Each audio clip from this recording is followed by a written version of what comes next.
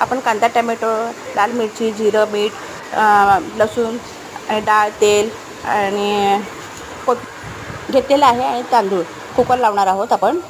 थोडंसं तेल टाकलं कढईमध्ये आणि टमॅटो कढीपत्ता टाकून हे केलं, फोडणी दिली आणि कुकरमध्ये डाळ भात शिजवला. मीठ टाकलं, थोडंसं कोकम टाकले, हे लाल मिरची पावडर टाकले